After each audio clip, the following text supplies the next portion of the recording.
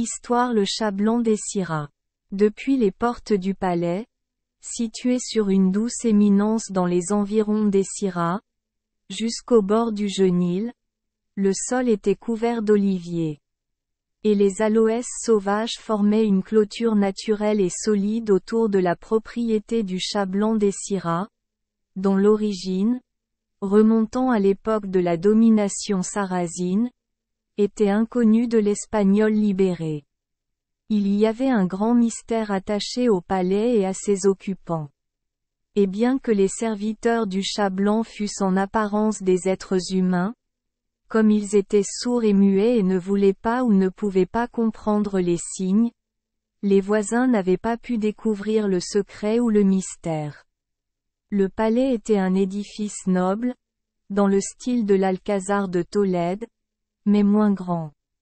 Et le jardin à l'arrière était aménagé de nombreux petits lacs, autour desquels, à de courtes distances, se dressaient des statues magnifiquement sculptées de jeunes hommes et de jeunes femmes, qui semblaient regarder tristement l'eau.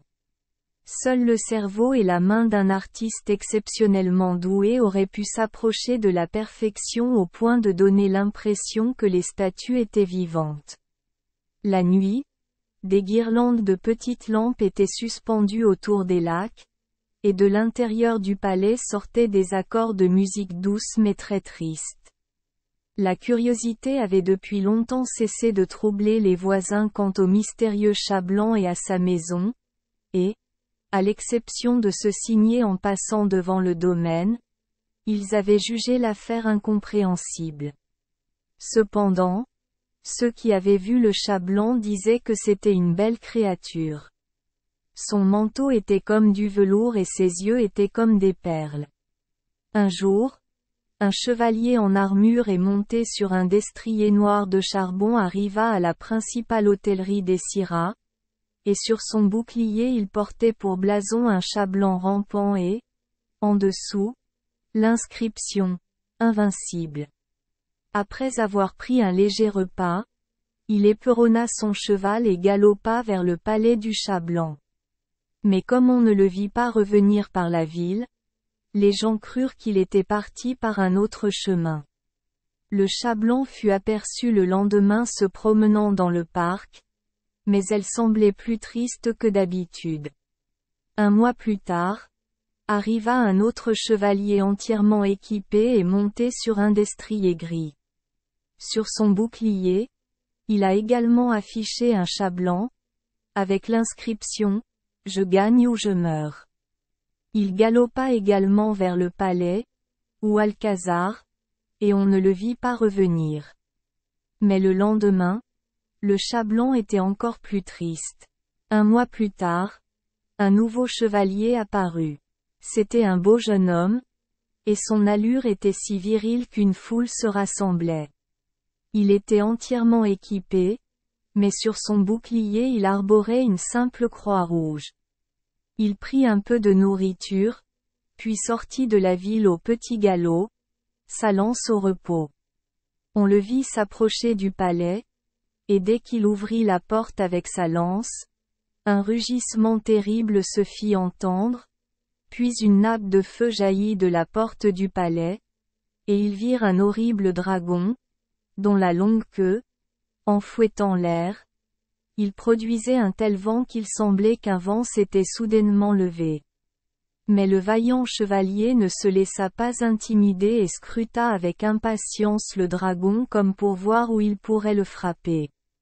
Soudain, on vit que le dragon tenait le chat blanc sous ses serres, de sorte que le chevalier de la croix, en chargeant le dragon, devait prendre garde à ne pas la frapper.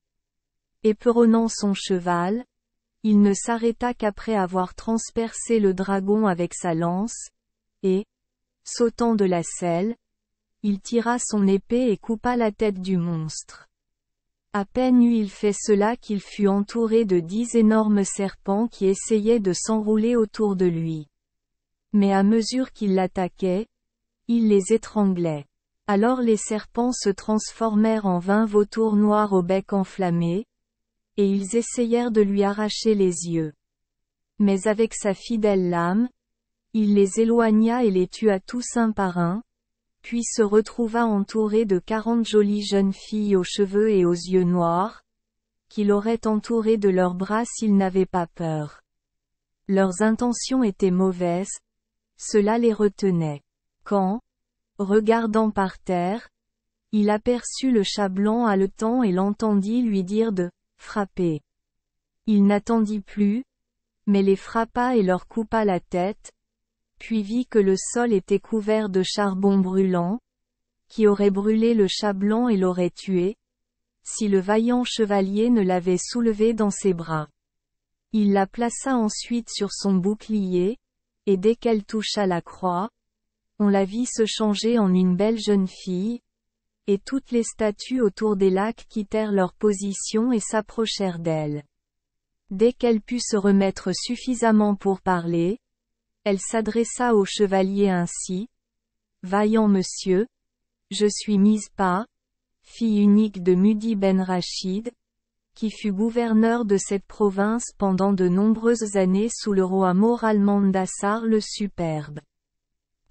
Ma mère était la fille d'Al-Charan, gouverneur de Mazagan, et elle était une bonne épouse et une bonne mère.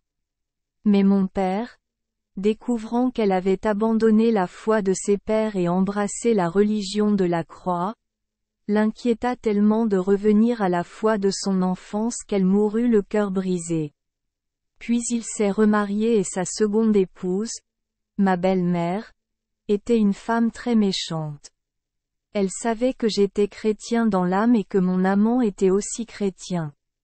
Alors un jour, alors que mon père organisait un banquet, elle lui dit, « Mudi ben Rachid, le croissant du saint prophète décline dans ta famille, ta fille est une renégat. » Alors il fut très ennuyé et s'écria qu'il préférait que son palais et ses richesses soient livrés à l'ennemi de l'humanité et que je me transforme en chat, plutôt que qu'une si grande tâche tombe sur sa famille. À peine eut-il fini de parler qu'il tomba mort, ainsi que sa méchante épouse, et je fus transformé en chat. Mon amant Haroun et tous mes jeunes amis furent transformés en pierre, et mes serviteurs devinrent sourds et muets. De nombreux chevaliers courageux sont venus ici pour tenter de me délivrer. Mais ils ont tous échoué, parce qu'ils n'avaient confiance qu'en eux-mêmes, et ont donc été vaincus. Mais toi, vaillant chevalier, tu as eu plus confiance en la croix qu'en toi-même, et tu m'as libéré. Je suis donc le prix de ta bonne épée. Traite-moi comme tu veux. Le chevalier de la croix lui assura qu'il venait de Compostelle, où l'on considérait comme un devoir de secourir les jeunes filles en détresse, et que la plus haute récompense convoitée était celle d'accomplir son devoir. Il avait eu la chance, dans diverses parties du monde, d'en libérer d'autres, et il lui restait encore du travail à accomplir. Il espérait que la charmante Mispa pourrait longtemps être épargnée à Haroun et, la saluant, il partit au galop. Ensuite a eu lieu le mariage auquel tous les habitants d'Essira ont assisté. Et l'époux, se levant, souhaita prospérité au bon chevalier Saint-Jacques de Compostelle, qui avait fait tant de bonheur. Merci les enfants d'Esperluette Croisillon 39. Avoir écouté des contes de fées au jour Esperluette Croisillon 39. 8. Espérons que les histoires apporteront aux enfants des moments heureux et significatifs. Si vous aimez notre chaîne, veuillez appuyer sur le bouton S Esperluette Croisillon 39. Abonner, pour ne manquer aucune histoire intéressante. Je vous souhaite une bonne nuit de sommeil et de beaux rêves. Rendez-vous dans la prochaine histoire.